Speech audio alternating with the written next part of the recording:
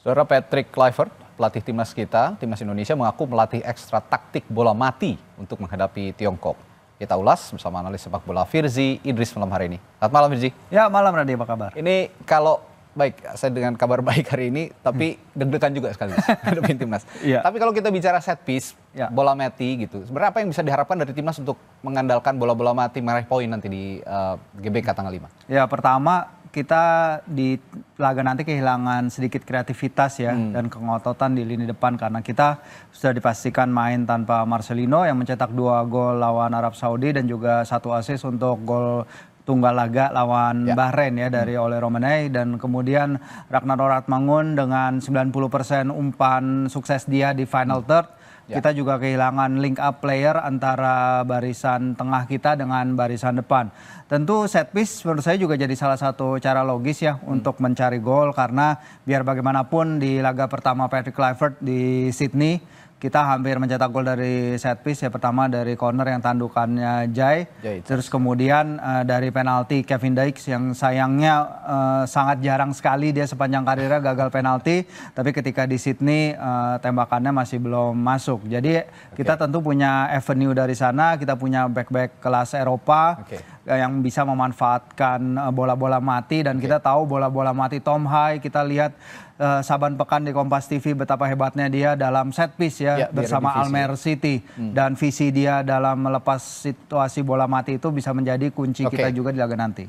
Oke, kita akan lihat satu tayangan ini, ada tayangan timnas kita melawan Tiongkok beberapa waktu yang lalu, mungkin bisa di play. Nah ini saat itu kita kebobolan juga oleh Tiongkok melalui set piece. Iya, di sini Shane berusaha shepherding bola keluar ya, tapi kecolongan dan mereka bisa mencetak gol. Tentu sangat disayangkan kalau apa yang terjadi, dan ini sebenarnya ya optimisme yang sangat tinggi sekali ya. Ada 2 peran defender di sini yang bolong sepertinya. Betul sekali Radi, dan kita datang ke laga ini sebenarnya juga dengan rasa percaya diri tinggi bahwa kita bisa mendapatkan poin dari Qingdao, tapi ternyata ronde 3 kualifikasi itu menunjukkan bahwa ya kita nggak boleh lengah sedikit pun, kita tidak boleh terlalu merasa bahwa di atas angin, dan ini adalah buktinya di pertandingan pertama kita tidak boleh mengulangi kesalahan ini. Dan Coach Patrick sudah mengatakan bahwa dia telah menganalisis dengan sangat pertandingan ini. Dia telah mengatakan semua tentang pertandingan pertama sudah dianalisis dengan baik, dan semoga tidak akan terulang lagi kesalahan seperti laga pertama. Tapi bukan lawan Tiongkok saja, bukan kali ini saja kita kebobolan lewat set piece. Kita akan melihat tayangan berikutnya. Ini juga kita kebobolan lewat set piece saat melawan Bahrain. Kita akan melihat. Iya, ini dia. Ini sepakan yang cukup keras, bukan cukup keras, sangat keras. Dan saya lihat juga tidak ada reaksi dari goalkeeper pada saat itu untuk mengantisipasi bola ini. Ini bagaimana melihat set piece kali ini dari Bahrain? Sangat bagus sekali ya. Kita harus mengakui walaupun di laga lawan Bahrain ini banyak sekali faktor yang membuat kita juga para pemain juga kesal ya. Kepemimpinan wasit, tingkah laku para pemain Bahrain juga membuat para pemain kita akhirnya beberapa kali terpancing dan tidak tenang. Ya kita harapannya memang kita hampir membawa pulang poin penuh ya dari Bahrain. Cuman memang it's not meant to be. Cuman ya kita harus akui kalau finishing ini bagus sekali, dan untungnya kita akhirnya menang lawan Bahrain di kandang kita sendiri. Dan tidak hanya lawan Bahrain, kita akan tampilkan juga saat melawan Australia. Nah ini dia lewat sepak pojok. Kita gagal mengantisipasi heading dari penyerang Australia kala itu yang menjebol gawang Martin Pas lewat sepak pojok. Ya betul, ada beberapa set piece ya, terutama dari Sandy yang baru masuk, dia tidak bisa menjaga orangnya. Terus kemudian Nathan Cho juga ketika dia bermain, dia menarik man to man markingnya sehingga menyebabkan penalti. Dan dalam situasi ini memang kita lihat Sandy baru masuk juga, dia belum in tune dengan pertandingan dan kemudian terpaksa kebobolan. Dan ini benar-benar pukulan telak ya bagi kita, karena kita memulai laga dengan fantastis, kita menekan mereka, kita membuat mereka kerepotan. Ya, dan tadi sudah kita sebut, kita hampir mencetak gol lewat tandukan Jai dan juga penalti Kevin Dykes, tapi sayang sekali secara tidak karakteristik dia gagal. Dan saya yakin tapi Coach Patrick tidak akan pesimistis. Kita punya celah-celah lain untuk juga memanfaatkan set piece. Nanti setelah jeda, Firji, kita akan bahas juga bagaimana peluang kita bisa meraih poin melawan Tiongkok melalui set piece. Sesaat lagi di Sapa Indonesia Malam.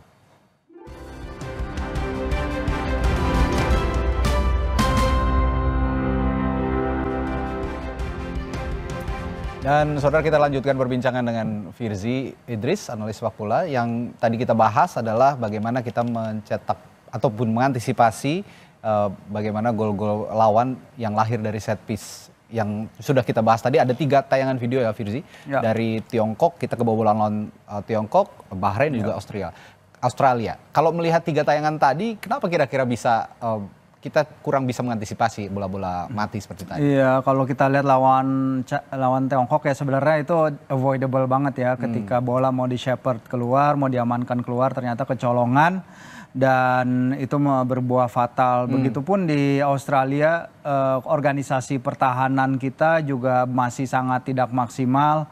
Kita terlalu mudah kebobolan dari sesuatu bola yang mungkin di kesempatan lain kita tidak kebobolan gitu. Walaupun memang kita tahu Australia ketika itu mempunyai Cameron Burgess ya, striker yang besar, tapi kan Harry Souttar ancaman besarnya juga, back raksasa mereka yang jadi momok bagi kita di Piala Asia 2023 itu tidak main. Nah, ya disinilah kita lihat beberapa situasi yang seharusnya bisa dihindarkan. Ya, ini masalah komunikasi sebenarnya kalau lawan Tiongkok ya. Kita lihat ada umpan sundulan. Ya seharusnya play safe aja di sini, ya, dibuang play safe aja, harusnya di sini. Betul sekali. Ya, tapi ini masalah komunikasi. Ya, dan Coach Patrick udah mengutarakan bagaimana cara agar tidak masuk ke jebakan ini ya Radi ya, terutama dalam situation kayak gini, kedua gol kita pasti harus bisa lebih baik lagi dalam bertahan dan ini juga pasti sudah diantisipasi juga. Yang menarik memang dalam situasi ini Martin ya kelihatan mungkin harus lebih vokal. Nah nanti kita kan akan bermain dengan kemungkinan besar Emil ya, walaupun memang pilihan Coach Patrick apakah menurunkan Nadeo atau Hernando atau Reza, tapi di atas kertas Emil lebih diunggulkan dan Emil harus bisa lebih vokal.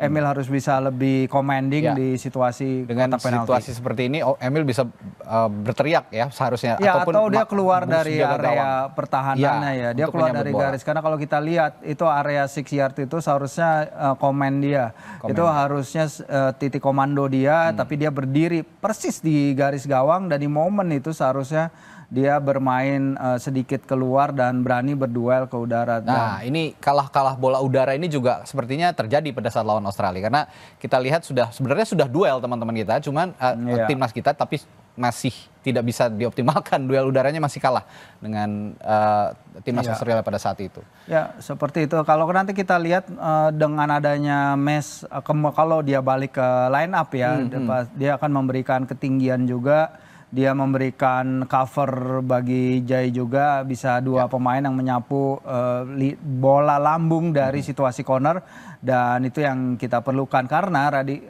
China juga Tiongkok adalah tim yang juga kesulitan mencetak gol ya di laga tandang. Mereka hanya mencetak 2 gol dari 4 laga tandang mereka. Sehingga set piece pasti akan jadi salah satu senjata mereka. Meski demikian, kita juga pernah mencetak gol melalui set piece ketika melawan Vietnam. Kita akan hadirkan visualnya atau videonya berikut ini. Ya, ini melalui gol debutnya Jai ya. Ya, debutnya Bang Jai. Di sini kita lihat betapa beda kelas seorang back Serie A ya dibandingkan negara Asia Tenggara. Dia bisa mencari posisi, tak terjaga, dan gol ini turut mengantarkan kita ke kemenangan pertama kita di Hanoi dalam 20 tahun ya. Dan ini adalah hasil yang luar biasa, ditambah juga dengan gol Ragnar Oratmangun di pertandingan ini membuat kita akhirnya mematahkan kutukan Hanoi. Sebenarnya kalau yang bisa kita pelajari dari video ini posisi Jai Zes agak terlihat bebas ya di sini, dia sendiri tidak ada yang mengawal. Mungkin kecohan-kecohan semacam ini yang juga bisa ditiru dalam pertandingan nanti melawan Tiongkok. Iya, dia bisa lari dari second line, dia bisa lari dari ujung kotak penalti untuk menyerang situasi set piece yang tadi saya bilang delivery sangat bagus dari Tom Hai ya. Yang mau dari corner, mau dari sepak pojok, dia sangat bisa diandalkan. Selanjutnya kita akan lihat 3 pemain timnas Indonesia yang selanjutnya akan diandalkan melawan Tiongkok. Kita akan lihat siapa-siapa saja berikut ini. Kita akan tampilkan saat lagi. Ada 3 pemain timnas ya, ini dia.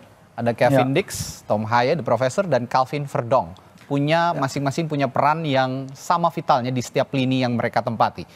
Mulai dari Kevin Dix, kira-kira akan ditempatkan di posisi yang sama atau akan ada perubahan? Ya langsung aja Kevin itu pasti akan main di sektor back sayap kanan ya, tapi akan jadi ujian juga buat dia karena dia salah satu pemain yang telat bergabung. Dia tidak ikut TC di Bali karena dia menjalani final Piala Denmark.